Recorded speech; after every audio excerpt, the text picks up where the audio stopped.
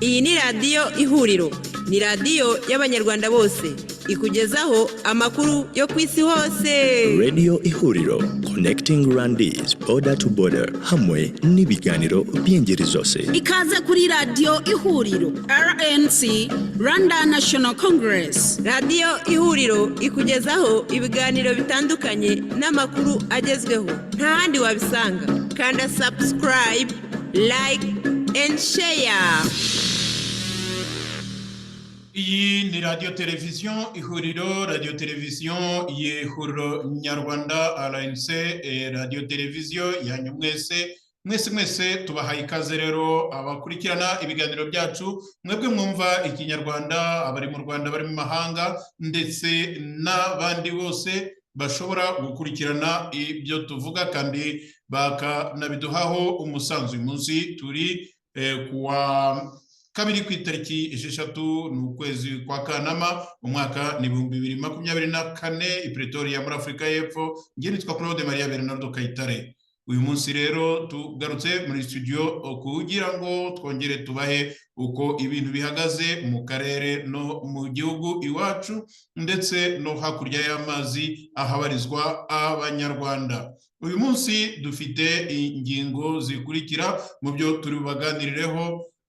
Turarebera hamwe uburyo ibintu ku isi bigenda bihinduka. Isi mu by'ukuri irahinda umushyitsi, si mu Rwanda gusa, ntabwo ari amasengero gusa, ntabwo ari za Gen Z gusa, ahubwo noneho nyuma ya Kenya, Uganda, Nigeria hagezweho Bangladesh. Aha niho mu minsi yashize Kagame yari yatangaje ko yari yatangiye kugirana nabo amasezerano yo kugura intwaro, murabyibuka. Haravugwa kandi amakimbirane hagati y'u Rwanda na Uganda, ibi ngo bikaba byarateye umutwe wa 23 ariwo umutwe u Rwanda rurimo kurwanisha muri Kongo wongera kubura imirwano.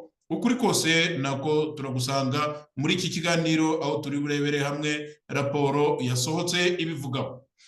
Umwicanyi w'umunyarwanda mu gihugu cy'Ubwongereza aba intandaro y'imyigaragambyo ikomeye cyane, naho akarere ka Gakenke mu majyaruguru nabo bahangayikishijwe n'ikiraro kibahejeje mu bwigunge. Iyo rero ni za serivisi zitangwa na FPR Inkotanyi, aho bavuga ko amajyambere ari munangi. Ibyo rero abanyarwanda babeshwa n'ibindi tumaze kuganiraho, turaje tubivimuzi mu kanya gatoya.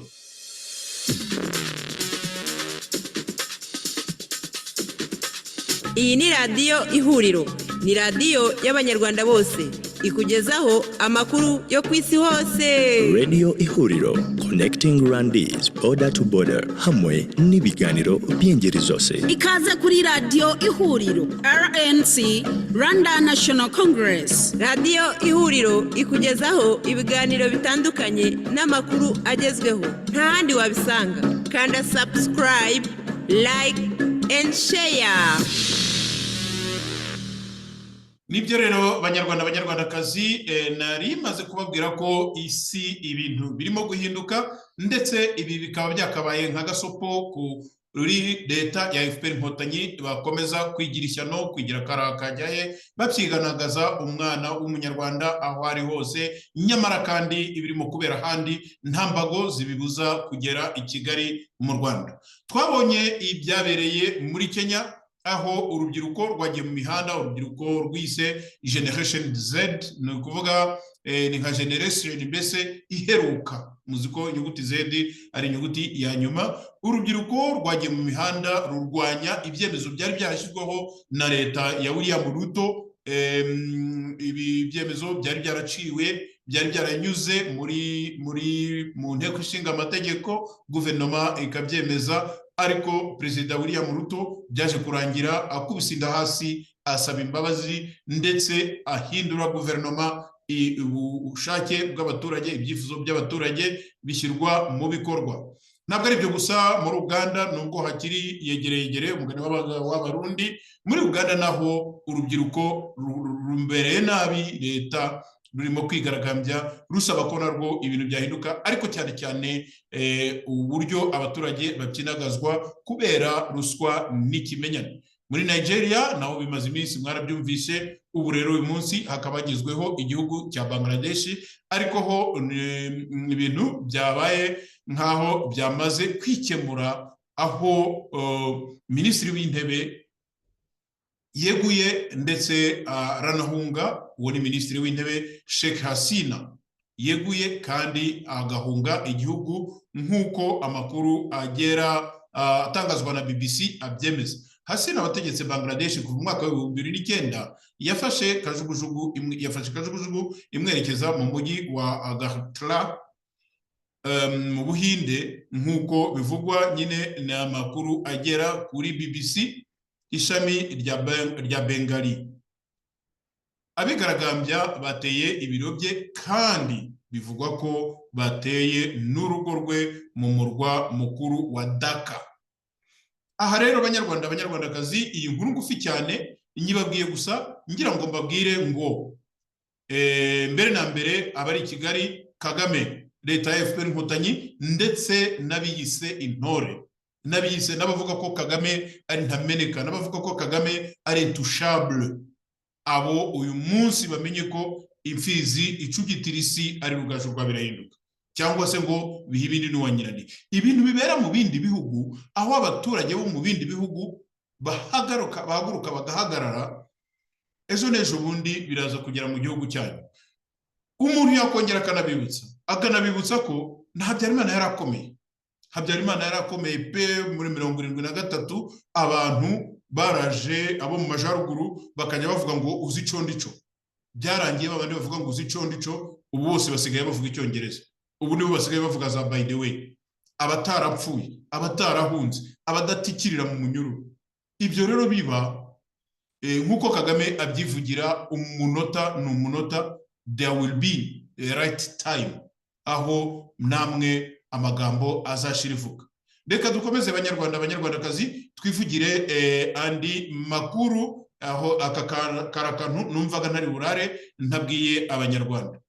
Twirebere rero ku byerekeranye nyine na Uganda n'u Rwanda mu kutavuga rumwe, aho byatumye umutwe wa 23 ukomeza imirwano. Iyi ni raporo y'ibigo bibiri by'ubushakashatsi muri Repubulika Iharanira Demokarasi ya Kongo, ikaba yatangaje ko kugaruka k'umutwe wa M23 muri 2021 kwavuye ahanini ku makimbirane hagati y'ubutegetsi bwa Kigali na Kampala, aho kuba impamvu zivugwa n'abakuriye umutwe wa M23. Iyi raporo yasohotse kuwa mbere, yakozwe n'ibigo Ebuteri na Groupe d'études sur le Congo ariyo yitwa GEC, bikora ubushakashatsi kuri politiki n'amakimbirane. Ibi bigo bikora ubushakashatsi kuri politiki n'amakimbirane yazanye ingingo yumvikana nkaho ari cya muri aya makimbirane kugaruka ku mutwe wa M23. Iyi raporo yagize iti umujyi wa Goma mu mwaka wa 2012 mbere yo kuvamo no kuneshwa abayigize bagahungira muri Uganda no mu Rwanda, ivuga ko ivuga ko irwanira guca ihohoterwa ku banyekongo bo mu bwoko bw'abatutsi, gucyura impunzi ziganje mu Rwanda na Uganda no kurwanya ivanguramoko. Uyu mutwe ushinja ubutegetsi bwa Felix Tshisekedi. Ku ngingo zimwe na zimwe igarukaho iyi raporo ntigaragaza ibimenyetso ku byo ivuga, igaragaza uruhererekane rw'ibikorwa byagiye biba mu bihe runaka, ikabihuza n'umwuka wa politike wari uriho, igatanga ubusesenguzi n'impamvu. Iyi raporo ivuga kandi ko bitandukanye n'ibivugwa n'u Rwanda na M23, ko izi nyeshyamba zagarutse kubera ko leta ya Kongo irimo gufasha FDLR n'ihohoterwa rikorerwa abatutsi. Iba ahubwo n'ingaruka, aho kuba impamvu zo kugaruka kwa M23 ivuga ko nta bimenyetso bigaragaza kubura k'urugomo rw'abibasira abatutsi muri Kivu ya ruguru mbere yo kugaruka kwa M23. Umutwe wa M23 na leta y'u Rwanda ntacyo biravuga kuri iyi raporo, ariko M23 yakomeje gutangaza ko yongeye kugaruka muri Kongo ngo kubera leta irebera ibikorwa by'urugomo byibasira abanyekongo bo mu bwoko bw'abatutsi, ivugamo ko no kunanirwa gukemura ikibazo cy'impunzi. Kigali nayo yagiye inenga Kinshasa kunanirwa gukemura ibyo bibazo. Ni ukuvuga iki? Ni ukuvuga ko M23 na Kigali mu by'ukuri bivuga ururimi rumwe. Iyo rero akari ka commentaire nshaka gucishamo, iyo ba Minisitiri Nduhungirehe bagiye bakicara mu mishyikirano, mu by'ukuri ntibatangaze ukuri, hanyuma bagataha nk'uko twazo tubivuga ejo, bagataha bagera i Kigali bakongera bakinyuraguramo, bakavuga ko batagiye, bakavuga ko amaraporo yanditswe nabi, cyangwa se compte rendu niba ari imyanzuro y'inama yanditswe nabi, ko atari u Rwanda na Repubulika Iharanira Demokarasi ya Kongo byasezeranye guhagarika imirwano, ko ahubwo ngo ari imitwe ishyamiranye. Ukibaza iyo mitwe ishyamiranye uwo u Rwanda rwagiye guhagararira niba koko ari ibibazo by'abanyekongo.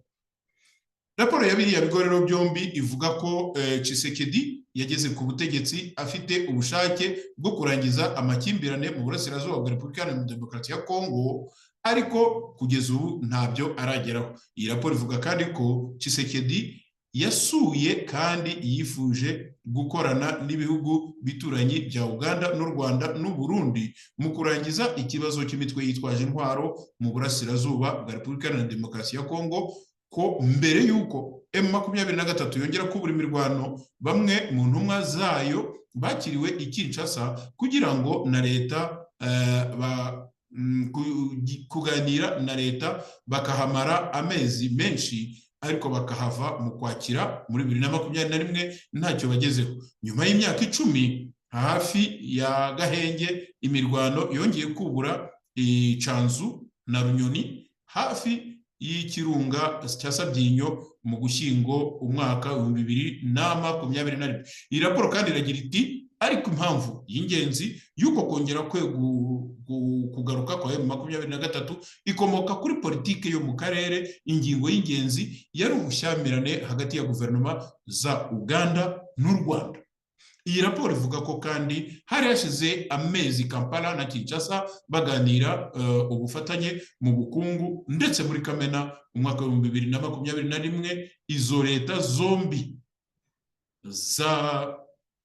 zasinye amasezerano yo kubaka imihanda ibiri, Kasindi Beni Butembo na Bunagana na Goma, yari kubakwa na kompanyi za Uganda, ko uyu muhanda wa nyuma wagombaga guca mu kilometero nke uvuye ku mupaka w'u Rwanda. Yongeraho ko mu kwezi k'Ukwakira umwaka 2021 Kinshasa na Kampala basinye amasezerano ya gisirikare yo kurinda ibyo bikorwa byo kubaka iriya mihanda. Ni ukuvuga Uganda na Kongo bagombaga gushyiraho navuga wenda nk'amabatayo cyangwa se deployment ya gisirikare kugira ngo ibyo bikorwa aho birimo gukorerwa habe hatekanye. Hagati aho mu Gushyingo umwaka 2021 igitero cy'ubwiyahuzi i Kampala kishe abantu 4 gikomeretsa 37, kigambwe n'umutwe wa ADF uvuga ko urwanya ubutegetsi bwa Kampala, cyatumye Tshisekedi aho uburenganzira Uganda bwo gukora ibikorwa bya gisirikare muri Repubulika Iharanira Demokarasi ya Kongo bigamije guhiga no kurandura uwo mutwe. Mu mpera zo Gushyingo rero, ahangaha reka tugaruke kuri uyu mutwe wa ADF watumye Tshisekedi ubwe bwite officiellement aha uburenganzira Uganda ko gukorera ku butaka bwa Kongo. Ni ukuvuga Uganda n'igisirikare cya Uganda.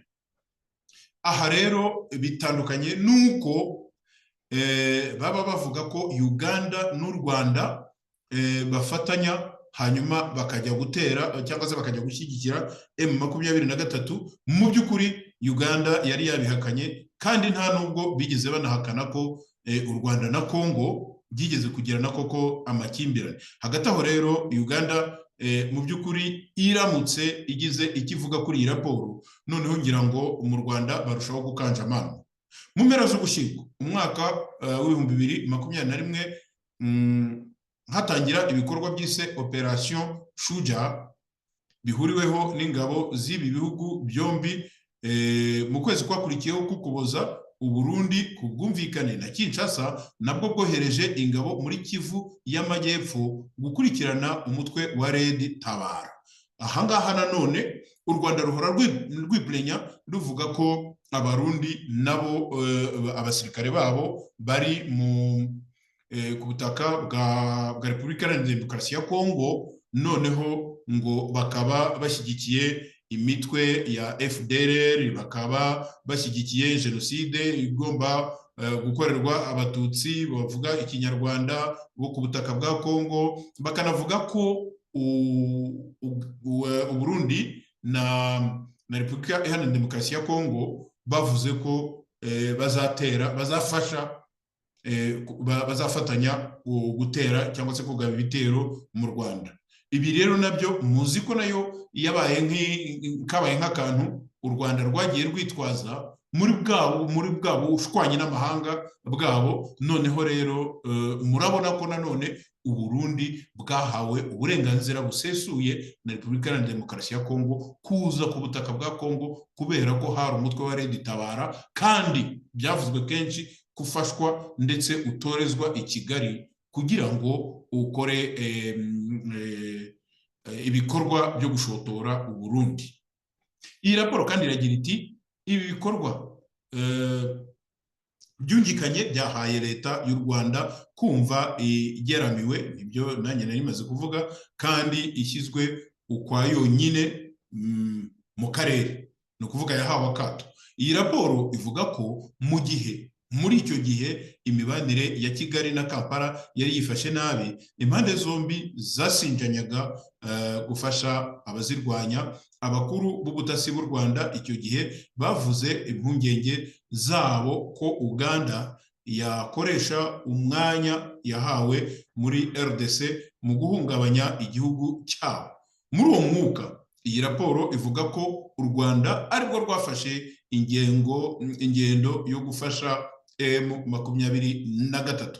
Ubutegetsi bw'u Rwanda abategetsi b'u Rwanda ntibemeza ko bafasha M23. Mu kiganiro aheruka kugirana n'ikinyamakuru France 24, Perezida Paul Kagame yanze kwemera cyangwa guhakana ko u Rwanda rufasha umutwe wa M23. Yasubiyemo ko u Rwanda rufata ingingo zikwiriye kandi zishoboka zose mu kurinda umutekano n'ubusugire bwarwo.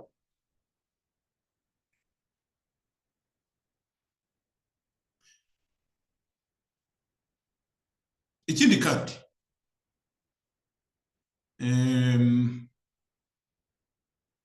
imirwano ya mbere ikomeye mu mujyi wa Bunagana yabaye muri Werurwe, ni ukuvuga mu kwezi kwa gatatu umwaka w'2022. Iyi raporo ivuga ko ibikoresho n'imashini bya Uganda byo kubaka wa muhanda byari byaroherejwe i Bunagana byagizweho ingaruka n'iyo mirwano, ndetse ko amakuru abakoze iyi raporo bakesha abantu baho ari uko ingabo za Uganda zinjiye mu mirwano ngo zirinde ibikoresho.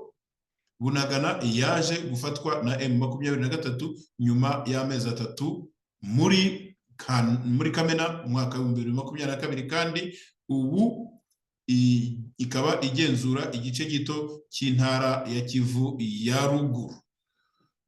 Hanyuma rero haje kuba gusubirana ku mubano wa Kigali na Kampala. Iyi raporo ikibivugaho ivuga ko intege nke z'ingabo za leta ya Kongo n'imicungire mibi y'ikibazo ku ruhande byatumye ikibazo kirushaho kumera nabi, ko Kinshasa yatangiye gukorana n'imitwe yitwaje intwaro na FDLR irwanya leta y'u Rwanda ngo mu kurwana na M23, kandi ikanga kugirana ibiganiro na M23 umutwe w'iterabwoba. Hagati aho ku muhate General Muhozi Kainerugaba ubutegetsi bwa Paul Kagame na Yoweri Museveni bwongeye gusubiranya umubano wabwo mu mwaka wa 2022 bafungura imipaka yari imaze imyaka 3 ifunze. Iyi raporo ikagira iti nubwo amakimbirane hagati y'u Rwanda na Uganda yagize uruhare mu gutuma M23 igaruka kongera kwihuza kwabo, ntabwo kwahagaritse izo nyeshyamba. Iyi raporo rero ikavuga ko nubwo ibihugu byinshi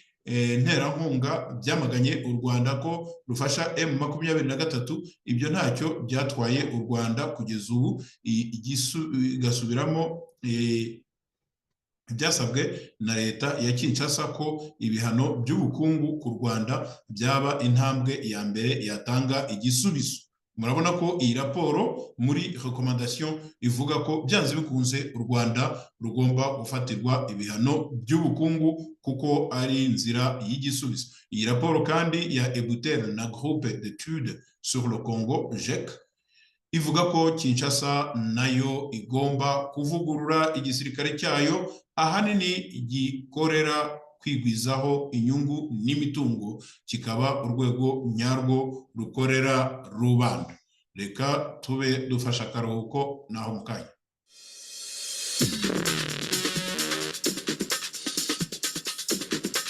Iyi ni radiyo Ihuriro, ni radiyo y'abanyarwanda bose, ikugezaho amakuru yo ku isi hose. Radio Ihuriro, connecting Rwandese border to border, hamwe n'ibiganiro by'ingeri zose. Ikaze kuri radiyo Ihuriro RNC, Rwanda National Congress. Radiyo Ihuriro ikugezaho ibiganiro bitandukanye n'amakuru agezweho, nta handi wabisanga. Kanda subscribe, like and share.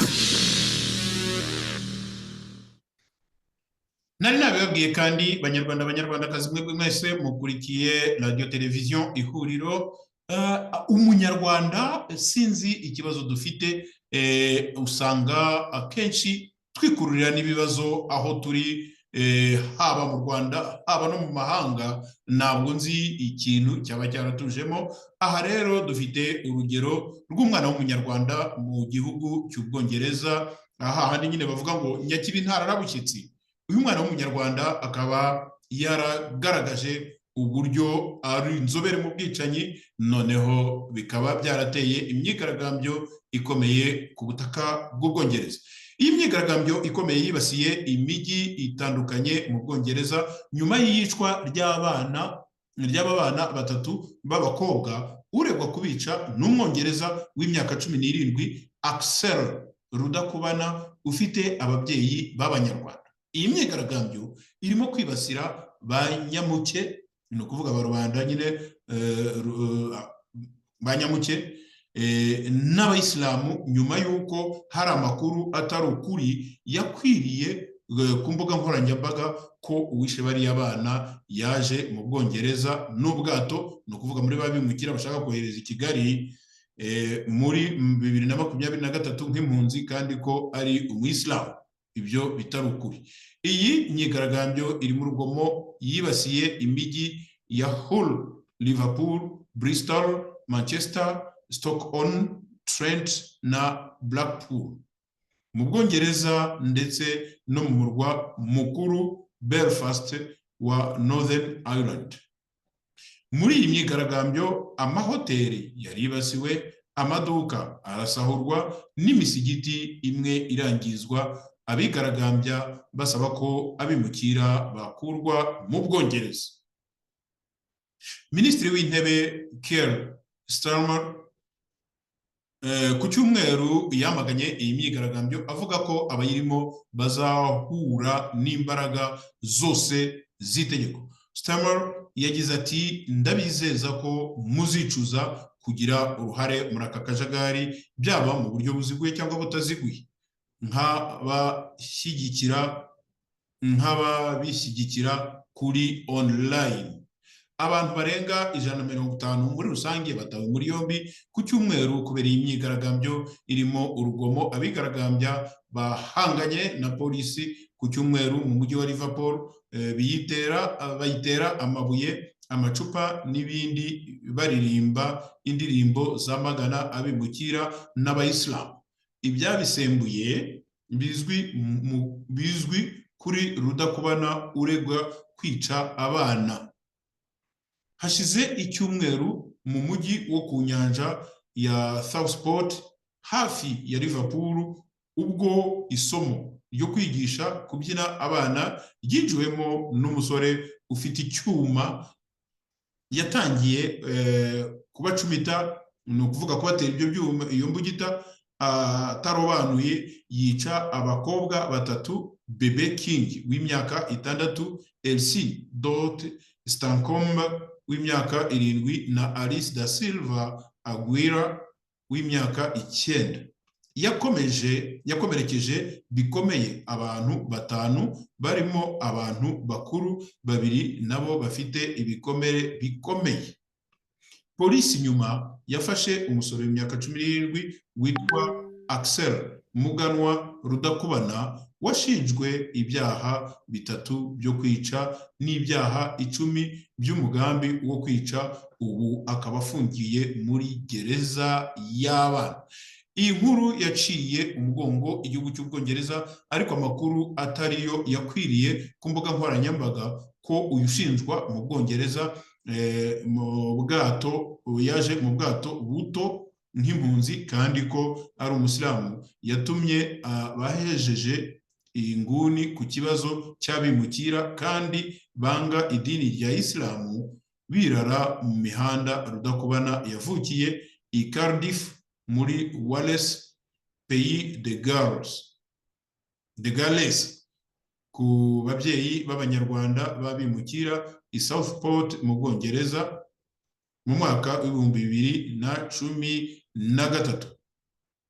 Ubwo yagezwaga mu rukiko kuwa mbere w'icyumweru gishize, Axel Rudakubana ntiyigeze yemera cyangwa ngo ahakane umwirondoro we naho atuye, kandi yakomeje kuzamura umupira yambaye akipfuka mu maso. Urukiko rwabwiwe ko uyu Rudakubana uregwa yigeze gusangwamo indwara ya autisme kandi kenshi yangaga kuva iwabo no kuvugana n'umuryango we mu gihe runaka. Rudakubana yoherejwe muri gereza y'urubyiruko, akaba azagaruka imbere y'urukiko mu kwezi kwa 10.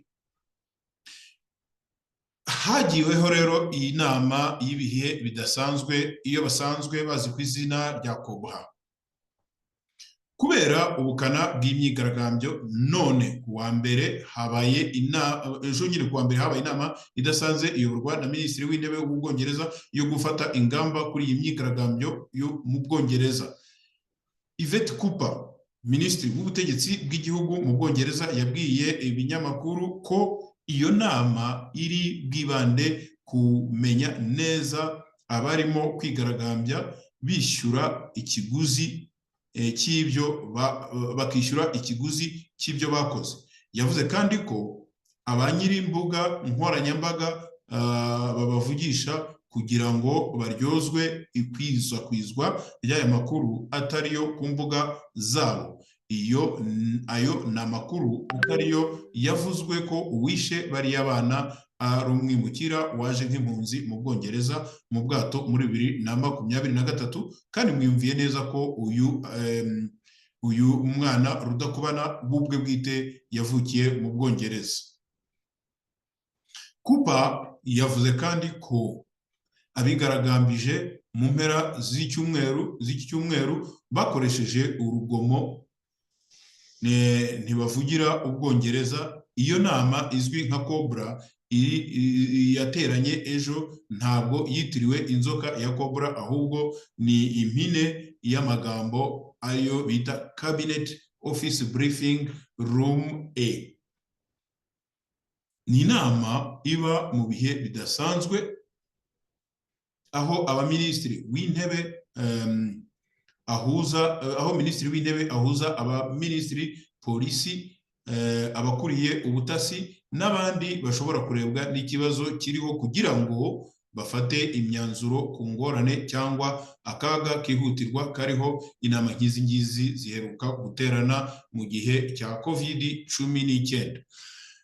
nakomeje kuganira n'abantu banyuranye, iyi ni commentaire yanjye, nakomeje kuganira n'abantu banyuranye, haba kuri za message tugenda twoherezanya, haba ahantu nagiye nkurikirana za commentaire zindi zitangwa kuri X, abantu barimo baravuga mu by'ukuri ko ntawe uyobewe ko u Rwanda ari mushotoranyi, ari trouble maker.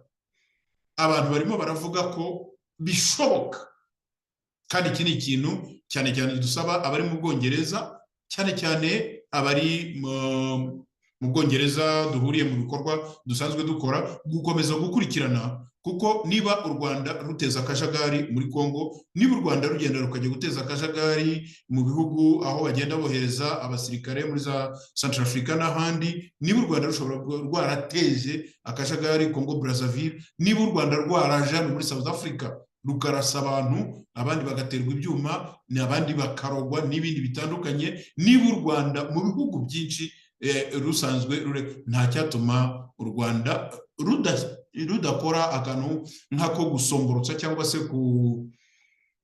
guteza akajagari muri iyi myigaragambyo. Ibi bitavuze ko u Rwanda rwaba rwaratumye teenager, umwana w'imyaka 16 17 kuba yakora ibi ngibi, cyane cyane ko uno mwana binavugwa ko yigeze kujya agira ibintu bituma yigunga ntavugane n'ababyeyi be, ariko byonyine kuba u Rwanda rwarahombye iriya diri y'Abongereza, kuba guverinoma ishyaka ryatsinzwe rya Rishi Sunak ritari ryishimiye ko habaho ingingo ikomeza abimukira mu gihugu, ndakeka ko u Rwanda ruciye mu ntore, ruciye muri bya bisumizi zangegera zose bakoresha. Ejo nahoze mvuga ko hano muri iki gihugu bakoresha abantu b'inyazimbwa, narabivuze kandi nzanabisubiramo, nta cyatuma batohereza abantu muri iyo myigaragambyo. Ejo nanone twanaganiriye ko mu gihe FPR Inkotanyi barwanaga na FARC na guverinoma ya Habyarimana n'ingabo za Habyarimana, bivugiye ko mu majwi ya Rutaremara, mu majwi ya Isumbirigi Kabarebe, bivugiye ko bari bafite abantu boherezaga mu byo bise za serire. Nta gitangaza ko bafata abantu bakabohereza cyane cyane muri iriya myigaragambyo kugira ngo yongere intensity, yongere ubukana, noneho ikibazo cy'abimukira kigaragare koko ari ikibazo mu gihugu cy'Ubwongereza, ku butaka bw'Ubwongereza. Noneho niyo batanabohereza mu Rwanda, cyane cyane ko ibisambo byamaze gushyikira amafaranga yabyo, ndavuga leta y'u Rwanda, leta ya Paul Kagame, bamaze gushyikira amafaranga yabo, wenda n'utwaba twarasigaye twaba ari dukeya, ariko nayo babonye, mwibuke ko bayaboneye ubuntu. Noneho rero bakaba wenda bakarishya icyo kibazo, wenda impunzi zikoherezwa mu bindi bihugu. Ibi ngibi ni bya bindi bita ngo lizondi, ntabwo nta confirmation officielle, ariko icyo abantu bagomba gutekerezaho, kandi dusaba abanyamuryango bacu, dusaba inshuti zacu, dusaba abadukurikira baherereye ku butaka bw'Ubwongereza, mukoresheje imbuga nkoranyambaga dusanzwe tukuganiriraho, ni mudushakire aya makuru, ibi bintu mubizane mubishyira ahagaragara. Ikindi kandi numvisha abantu bavuga ku myirondoro ya famiye ya Rudakubana, nabyo musabwe kugira ngo mubidukurikiranire, munarebe Rudakubana n'umugore we mushiki wa Gasamagera bakora iki mu Bwongereza, bahari kuyihe statut. Mu by'ukuri niba atari abantu n'ubundi bari muri cya gikundi cy'intore. Reka rero ingingo tuyisoreza ahangaha, noneho turebe ku byerekeranye na poor service delivery, cyangwa se kuba ibikorwa remezo mu Rwanda byanga buri gihe bikambika ubusa FPR Inkotanyi, kuko buri gihe usanga bavuga ngo bateye imbere, usanga bavuga ngo bakoze biriya na biriya, usanga bavuga ngo bubatse stade Amahoro, bubatse stade regional y'Inyamirambo witwa stade Pere, bubatse za convention, bubatse za arena n'ibindi bintu nk'ibyo biterekeranye, ariko bakibagirwa mu cyaro ahakorerwa ibikorwa igihugu gikeneye, mu cyaro aho abaturage bakeneye izo serivisi kugira ngo babashe guhahirana, kugira ngo babashe kubaho, kugira ngo babashe no guproduiza ibyo bohereza mu mujyi. Aha rero mu minsi yashize twari twaganiriye nanone hano kuri radio televiziyo Ihuriro, aho twatanze ingero zabaye ku kiraro cya Mpanda, aho hakaba ari mu karere hagati y'akarere ka Muhanga n'akarere ka Ruhango. Twasobanuye uburyo service delivery cyangwa se ibikorwa remezo mu by'ukuri bidashimishije abaturage, ahubwo bibashyira mu kato. Twagiye tugera ku muhanda wa Cyakabiri, Cyeza, Nyabikenke na Zandusu, aho twasanze uriya muhanda wabayeho imyaka n'imyaniko uhuza intara, ni ukuvuga cyangwa se amaprefegiture mu bihe byashize, wahoragamo bisi ya buri munsi, kandi uriya muhanda utigeze ugira ibibazo. Ariko kuri ubu ngubu abaturage bo muri ako karere bakaba bari mu kato nabo kubera ko uwo muhanda udakorwa. Ubu rero tugeze, ariko mbere yuko tugera n'ahangaha, nababwiye ko imyaka yose twabayeho, imyaka yose iyo mihanda cyangwa se ibyo bikorwa remezo byabayeho, maintenance yabyo yakorwaga n'abaturage biciye mu muganda wa buri cyumweru.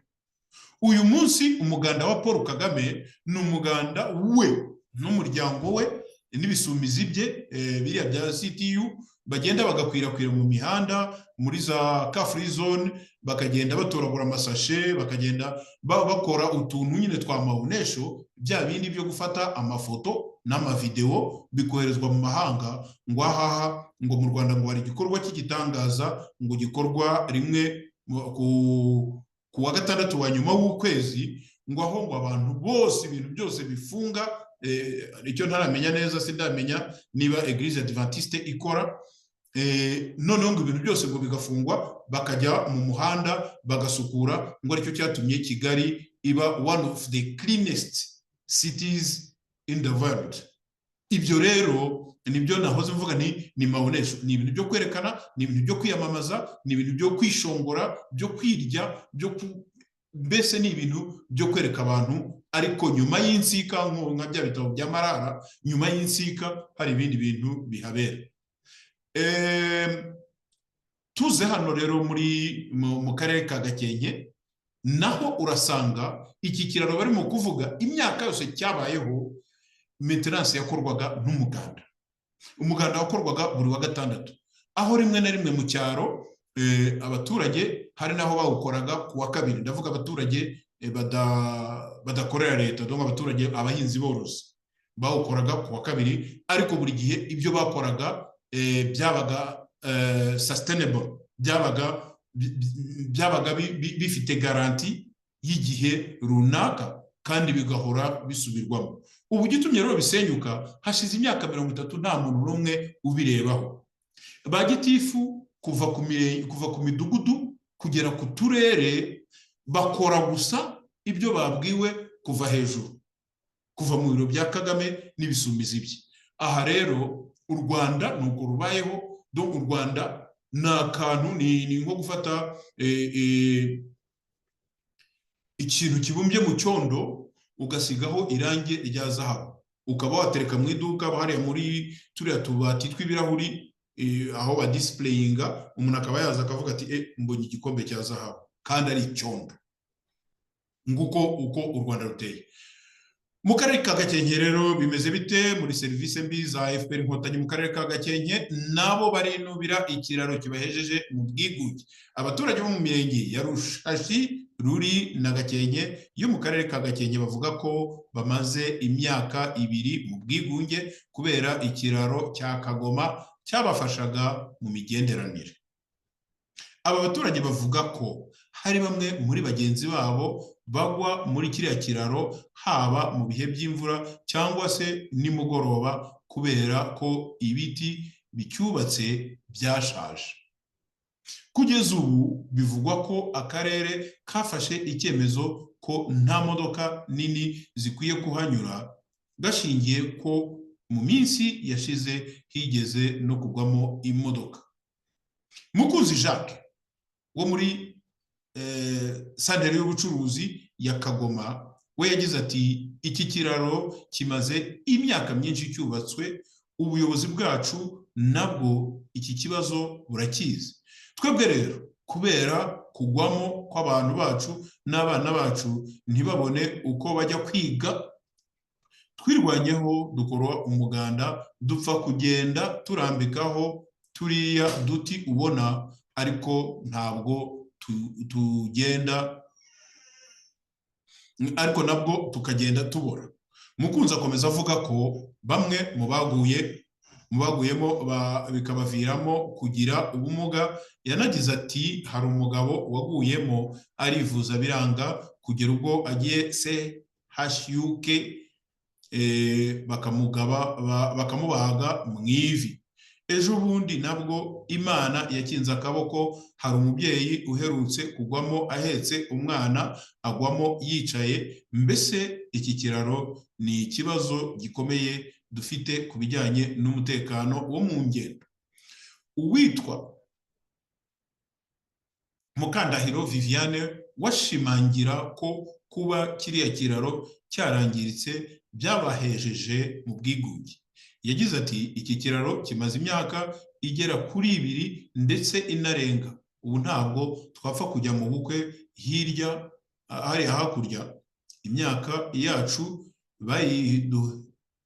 bayiduhendaho kuko ntitwabona uko tubyambutsa mu mirenge duhana imbibi. Abana bacu bisaba ko tubyuka tukajya kubambutsa, no ku mugoroba bikaba uko nguko tukajya kubambutsa mu bihe by'amasomo kugira ngo batagwamo. Tekereza ko n'akarere kiyemeje gushyiraho irondo ricunga umuntu wese ushobora kunyuzayo imodoka nini. Ariko namwe munyumvire ubugoryi, akarere gahitamo gufata irondo ryo kujya kubuza abantu kuhanyuza imodoka, kagateshwa gufata umunsi umwe cyangwa 2 ndetse bakajya mu mashyamba ya leta, ndetse bakaba bakoresha amafaranga yose biri kubambura abaturage, bakaba bagira ikintu bakorera abaturage donc kugira ngo babone igisubizo kirambye. Munyumvire namwe ba bantu bo muri leta ya FPR uburyo imitekerereze yabo icuramye nk'igutiye. Umuyobozi w'akarere ka Gakenke Mukandayisenga Vestine nawe ashimangira ko kiriya kiraro giteye impungenge ndetse ko cyakumiriye imigenderanire. Yemeza ko ubu ibiganiro n'ikigo cy'igihugu gishinzwe iterambere ya transport RTDA bigeze kure, kandi inyigo yacyo yarangije gukorwa, hakaba hasigaye kubona ubushobozi no kumenya igihe imirimo izatangirira. Reka mbe mpagaze ahangaha. Ibi bintu by'inyigo zirangizwa zikagenda zigashyirwa mu tubati. Inyigo ni ukuvuga ni nka plan zikorwa zikagenda zigashyirwa mu tubati, noneho ngo bagasigara bategereje inkunga, bagasigara bategereje ko hazagira ingengo y'imari, niko babyita, ko hazagira ingengo y'imari iza. Umuntu aribaza ati kwanza izo nyigo zikorwa nande? Ni uyu nguyu Vestine Mukandayisenga umuyobozi w'akarere, cyangwa bajya kuzana ba engineer b'ibihangange? Numvishe mu Rwanda abantu bose basigaye biyita ba engineer. Ejo nibwo nababwiraga nti n'ubwa mbere mu buzima bwanjye njya kumva umuntu asinye ngo ngewe engineer kanaka. Twari dusanzwe tuzi ko ubwo bubasha buharirwa ba dogiteri, ubwo bubasha buharirwa ba musenyeri, ubwo bubasha nari ntarumva aho umuntu avuga ngo ngewe engineer kanaka. Ubu mu minsi itaha tuzoya twumva na Kagame asinya ngo ngewe siniyafo engineer, ukiha iryo peti ugasinya ngo engineer kanaka. Baruzuye mu mujyi wa Kigali hariya aho nyine ibitangaza bikorerwa. Noneho rero izo nyigo zijwe na ba engineer, ni ukuvuga abantu b'ibihangange, noneho zikagenda zikajya mu tubati, bagategereza ko hazategurwa bije yo gukora ibyo ngibyo. Nyamara kandi mubaze, noneho mbonye ari mu majyaruguru uretse ko atari mu gace ko kwa Barucagu, mubaze Barucagu uko byagendaga kera, uko ibiraro byakorwaga, uko imihanda yahuzaga amasegiteri yakorwaga, uko abaturage basaruraga imyaka yabo igapakirwa amadayihatsu ikagezwa mu masoko atandukanye ndetse ikanagezwa no mu mujyi wa Kigali. Ntabwo banyuraga mu kirere, ntabwo ari za kajugujugu bakoreshaga, batwaraga bakoresheje imihanda, bikoreraga mu muganda. Imiganda yanyu yabaye iyo kumurika no kwifata amafoto. Numvishe hano muri South Africa aho mperereye, numvishe ko ngo City of Johannesburg, umujyi wa Johannesburg hirya ahangaha, ngo bohereje ngo impuguke ngo kujya kwiga i Kigali uburyo ngo basukura umujyi wa Johannesburg. Munyumvire namwe ibyo bintu. Reka twikomereze kuri ibyo uyu muyobozi witwa Vestine Mukandayisenga yavuze. Yaragize ati kiriya kiraro natwe mu ngufu akarere kari gafite twaragisanye, ariko kubera ko bisaba amikoro twemeranyije na RDTA ko ikora inyigo yacyo, cyane ko ifite gahunda yo gukora ibi biraro byo muri Gakenke ari byo Kagoma n'ikindi kiri muri Rukura. Uyu muyobozi avuga ko bagerageza gufatanya n'abaturage bakora umuganda kugira ngo basane mu rwego bwo kwirwanaho, ariko ngo bifuza ko cyakorwa mu buryo burambye, ariko inzitizi ikaba ari amikoro. Kera u Rwanda rwari rufite amakomine 145, haza kwiyongeraho umujyi wa Kigali wahawe amakomine Nyarugenge, Kicukiro, ntabwo nibuka neza, ariko hiyongereho andi makomine. Reka wenda tugereranyirize mu makomine 150. Aya makomine yose yabaga yishoboye, nta kibazo cyahabaga. Amakomine yihemberaga abakozi bayo, amakomine yikoreraga imishinga. Noneho mu byaro, kuva kuri nyumbakumi, kuri serire, kuri sekiteri, abaturage nibo bamenyaga uduhanda tubahuza n'abo bahana imbibi, kandi byarakorwaga. Nta na rimwe twigeze tugira ibibazo nk'ibyo ngibyo. Nzi neza abaturage, mpora ntanga ingero ahantu nzi neza nahagaze niboneshereje n'amaso yanjye. Ku mashuri abanza Ishyogwe muri komine Nyamabuye, Igitarama, umudirecteur w'umusaza, Imana ikomeze umugisha, umudirecteur w'umusaza nyuma yuko wavuyeho abitwaga ba maître principal de zone, umudirecteur w'umusaza witwa Mutabaruka Mathias yakoreshaga umuganda abaturage buri wa kabiri. Ibyumba by'amashuri byageze kuri 30-40 kubera uwo mudirecteur w'umusaza. Uwo mudirecteur w'umusaza yamaraga gukoresha rassemblement Ishyogwe twasengeraga hanze mu kibuga, ari byo ukuri ubu ngubu bita rassemblement. Tugasengera hanze mu kibuga, bakaduha amatangazo y'umunsi, abanyeshuri bagahita bajya mu ishuri. Ibyo byayoborwaga n'uwo musaza directeur, yamara kubiyobora agahita afata ingorofani we n'amaboko ye. Abamuzi atuye ahantu hitwa Rwamara, agafata ingorofani ye n'amaboko ye, abaturage bakamuherekeza. Abanyeshuri mu gihe cyo kujya gukora ibyo bita travaux publics, travaux pratiques, mu guhinga, tugafata utudebe tukajya gutunda umucanga, tukajya kuwutunda mu gishanga kiri hagati ya Rukaza na Shyogwe. Umucanga tukawuzana tukawugeza hariya. Abasaza nabo, ababyeyi nabo baza mu muganda, bageraga n'igihe bumvikana na directeur bakaza bakagerekaho n'indi minsi y'umugereka. Uyu musaza yiyubakiye ibyumba by'amashuri. Ubishyogwe hari ishuri rikuru rikomeye, ishuri rya primaire rikomeye. Yari na école, ibyo bitaga école pratique d'application, aho hari abanyeshuri barenga 1000. Aha rero ntabwo ubutegetsi bw'iki gihe barwanira gusa kugendera muri za V8, barwanira gusa iyo myanya ikomeye, barwanira gusa kuvuza induru bavuga neza FPR, bavuga neza Paul Kagame, bakibagirwa ibyo bashinzwe mu turere, buri muntu ku rwego rwe, mu karere, mu murenge, mu mudugudu, mu isibo no muri ibyo byose.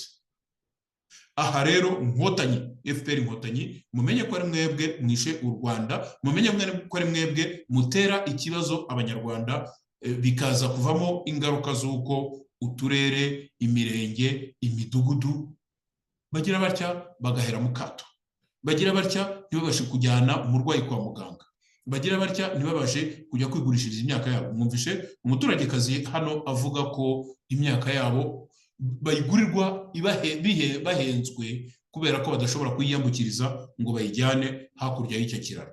Mwiyumviye ko abana b'abanyeshuri, ababyeyi babazindukana kare, aho kugira ngo bazinduke bajya guhinga, aho kugira ngo bazinduke bajya kureba ikindi kintu bakora, bakabanza kujya kubambutsa icyo kiraro, kandi bakaza gukora ibyo ngibyo nanone nyuma y'ishuri bakabazana kugira ngo abana babo batagwamo. Mwumvishe ko useless inuza akarere k'imburamumaro kashyizeho irondo ryo kurinda imodoka ngo zitanyura kuri icyo kiraro, nk'aho kashyizeho facilite zo kugira ngo icyo kiraro gikorwe. Inkotanyi mwishe u Rwanda. Nguko uko ibintu bimeze. Banyarwanda, Banyarwandakazi, tuzajye tuvuga ibintu kandi tubitangire n'ibimenyetso. Aha ngaha ntabwo u Rwanda rwo hambere rwigeze rugira ikibazo nk'iki ngiki. Reka rero dusozereza aha ngaha iki kiganiro. Banyarwanda, Banyarwandakazi, inshuti za Radio Televiziyo Ihuriro, buri gihe tuzajya tubashakira amakuru nk'aya ngaya, tubahe n'ibimenyetso. Kuko kumva ngo u Rwanda rufite stade y'igitangaza, stade basanze hariya. U Rwanda rufite ikizu cyitwa arena kiri aho ngaho cya fake, kidafite umumaro, ikizu abantu badashobora, kidahuje n'umutungo w'abantu bahari. Ni ukuvuga kugikoreramo ibirori, ni ukwirya ukimara. Kuba wagira akantu ushyiramo ngo ukoreremo ubucuruzi, ugomba kuba ufite kapitali itabaho. Mu Rwanda hari ibintu byo kwerekana ko rushashagirana, ariko mu by'ukuri inyuma y'insika abaturage agahinda karabishe. Abanyarwanda bari mu baturage ku isi babayeho mu buryo batishimye. Ubushakashatsi burabyerekana. Ni kwa kundi maze kubabwira ko ubukungu bw'u Rwanda, uko gusa neza k'u Rwanda, ni nko gufata ikintu ukakibumba mu cyondo. Wamara kukibumba mu cyondo, hanyuma ugasigirizaho irangi risa na zahabu, ugashyira hariya ngo ribaze bagure zahabu. Banyarwanda, Banyarwandakazi, reka duhinire ahangaha iki kiganiro, dukomeze kubasezeranya ko tuzajya tubagezaho ibintu nk'ibi ngibi, mukabona mukamagana FPR mufite ibimenyetso bifatika. Ufite icyo atugezaho, ufite icyo atuvuguruzaho, wenda tuvuga bitari byo, nimwinjire mu mbuga nkoranyambaga zacu, buri gihe tuzibahereza munsi y'ikiganiro nk'iki ngiki. Mukomeze rero mugubwe neza. Pretoria muri Afurika y'Epfo, nk'uko nabibabwiye, ni igihe Claude Maria Bernardo Kayitare, naho ubutaha ku munsi w'ejo tukabagezaho ibindi ibiganiro.